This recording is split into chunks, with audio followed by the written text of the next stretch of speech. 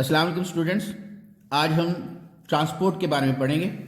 Transport within the living organism, food material और जो waste material है उसको to and fro of the body of the organism transport किया जाता है। और ये प्लांट्स और एनिमल्स के अंदर दोनों के अंदर ट्रांसपोर्ट सिस्टम मौजूद है। तो आपको मालूम है कि ये एक ऑर्गेनिज्म की ज़िंदगी जो है वो कम्प्लेक्स मेटाबॉलिक प्रोसेस पर मुश्तमिल है, जो उसके अंदर होते हैं। मेटाबॉलिज्म को रन करने के लिए सेल्स को मटेरियल की ज़रूरत होती है एनवायरनमेंट से, और इसके अलावा जो वेस्ट मटेरियल बनता है वो एनवायरनमेंट को वापस डिस्पोज ऑफ करना होता है। इस मकसद के लिए मटेरियल्स को ट्रांसपोर्ट किया जाना ज़रूरी है, वो एनवायरनमेंट से सेल तक और सेल से वापस एनवायरनमेंट तक।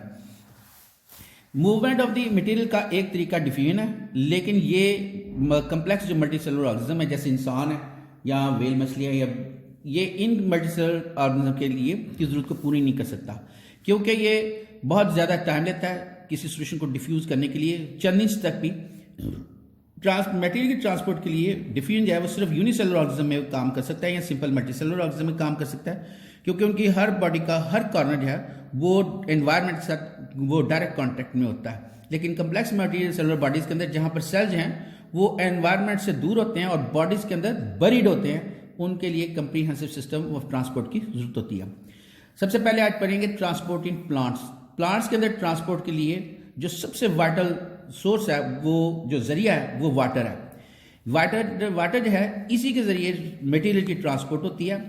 वो ये प्लांट लाइफ के लिए भी वाइटल है, और ना सिर्फ ये कि फोटोसिंथेसिस के लिए ज़रूरी है और टर्गर के लिए ज़रूरी है, बल्कि ज़्यादातर जो एक्टिविटीज़ हैं जो पानी वो जो सेल्स के अंदर होती हैं पानी मालिक की उसकी मौजूदगी में होती हैं। ड्राई एनवायरनमेंट में मेटाबॉलिक प्रोसेस चल नहीं सकता। इंटरनल टेम्परेचर प्लांट बॉडी का वो भी वाटर रेगुलेट करता है। अब लैंड प्लांट्स पानी को हासिल कहाँ से करते हैं? लैंड प्लांट्स हैं वो पानी को सॉइल से मिट्टी से हासिल करते हैं, और ये पानी को रूट्स के जरिए एब्जॉर्ब करते हैं। पानी और मिनरल्स जो हैं उनको जब एक बार रूट्स एब्जॉर्ब कर लें तो उनको ट्रांसपोर्ट किया जाता है aerial parts of the body यानी शाखों और पत्तों तक। इसी तरीके से फूड जो मैन्युफैक्चर होता है लीव्स के अंदर, जो फोटोसिंथेसिस के जरिए मैन्युफैक्चर होता है, this food is transported to other parts of the body for utilization of storage. तमाम लैंड प्लांट्स हैं एक्सैक्ट बासवाइम मॉसेस और लिवर वेट्स के, इनके अंदर कम्प्लेक्स वास्कुलर टिश्यूज जाइलम और फ्लोएम डेवलप हो चुके हैं, जो वाटर को मूव करते हैं, वाटर और फूड को मूव करते हैं through out the plant body. यानी प्लांट बॉडी के अंदर वाटर को मूव करने के लिए और प्रिपेयर्ड फूड को मूव करने के लिए जाइलम और फ्लोएम काम करते हैं। Xylem tissue is responsible for the transport of water and dissolved substances from roots to aerial parts. It consists of vessel elements and tracheids. And ये vessel elements xylem जो है ये वाटर की transport के लिए ज़रूरी है, इसके ये वेसल और ट्रैकिड्स पर मुश्तमिल होता है। इसके मतलब चैप्टर 4 में आप पढ़ चुके हैं। फ्लोएम जो है ये डिजॉल्व्ड ऑर्गेनिक मटेरियल यानी फूड की ट्रांसपोर्ट के लिए ज़रूर करता है for the between the different parts of the body. ये सीव ट्यूब सेल्स पर मुश्तमिल होता है और साथ उसके कंपेनियन सेल्स होते हैं। इन दोनों के बारे में आपने चैप्टर 4 में पढ़ लिया है। इन एडिशन अब सबसे बड़ी बात यह है कि रूट्स का क्या किरदार है जो पानी को अब्जॉर्ब करती हैं सॉइल के अंदर से। In addition to anchor the plant, roots perform the two other vital functions. Firstly they absorb water and salts from soil. Second, they provide conducting tissues for distributing these substances to the tissues of the stem. यहाँ पर plant को ज़मीन पर गाड़ने के अलावा root जो है वो पानी को भी अब्जॉर्ब करती हैं, और उसके अलावा इनकी डिस्ट्रीब्यूशन के लिए कंडक्टिंग टिश्यूज भी फ्राहम करती हैं। सबसे बड़ी बात यह कि कंडक्टिंग टिश्यूज रूट के अंदर किस शक्ल में है। The conducting tissue xylem and phloem of the root are grouped into the centre of the form of the rod shaped core. This rod extend throughout the length of the root. Outside the conducting tissue, there is a narrow layer of the thin-walled cells, the pericycle. Single layer of cells, endodermis, surround this pericycle.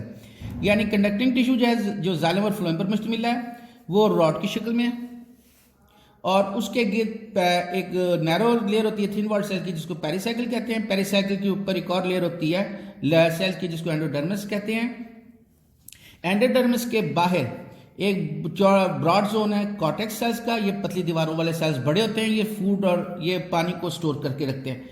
ये बड़े और पतली दीवारों वाले cell पर मुश्तमिल होता है। कॉर्टेक्स जो है उसके बाहर एपिडर्मस सेल्स की लेयर होती है। रूट्स के ऊपर रूट हेयर्स भी होते हैं, उनके रूट हेयर के क्लस्टर भी होते हैं जो एपिडर्मस सेल्स की एक्सटेंशन होते हैं। इसके अलावा रूट हेयर्स, अब ये परफॉर्म कैसे, फंक्शन कैसे परफॉर्म करते हैं। Root hairs provide large surface area for the absorption. Root hairs जो हैं ये पानी और साल्ट्स की एब्जॉर्प्शन के लिए लार्ज सरफेस एरिया फ्राहम करते हैं। They grow out in the spaces between the soil particles where they are in direct contact with water. ये पानी सॉइल के अंदर, सॉइल पार्टिकल्स के दरमियान ग्रो कर जाते हैं जहां पर पानी के साथ डायरेक्ट कॉन्टेक्ट में होते हैं। साइटोप्लाज्म जो है रूट हेयर्स का, उसके अंदर साल्ट्स और की कंसंट्रेशन ज़्यादा होती है और साल्ट वाटर, सॉइल वाटर के अंदर कम होती है, लिहाजा साल्ट पानी जो है वो ऑस्मोसिस के जरिए मूव करके रूट हेयर्स के अंदर चला जाता है। साल्ट जो है वो भी पानी के साथ ही एक्टिव ट्रांसपोर्ट के जरिए रूट हेयर के अंदर दाखिल हो जाता है। दाखिल होने के बाद रूट के अंदर root hairs water salts travel through the intercellular spaces. ये इंटरसेलुलर स्पेसिस के दरमियान मूव करता हुआ जो वाटर है ये जाइलम टिश्यू तक पहुंचता है। या ये दूसरा रास्ता भी इख्तियार कर सकता है, जो सेल्स के दरमियान जो प्लाज्मोडेस्माटा या चैनल्स हैं उनके जरिए भी ये सफ़र करता, लेटरली ट्रांसफर्स मूव करता हुआ जाइलम सेल तक जाता है। एक बार ये जाइलम सेल के अंदर दाखिल हो जाए फिर ये इसको ऊपर की तरफ ट्रांसपोर्ट कर दिया जाता है। बेटा उम्मीद है आप वाटर एंड आयन अपटेक और ट्रांसपोर्टेशन के हवाले से समझ गए होंगे।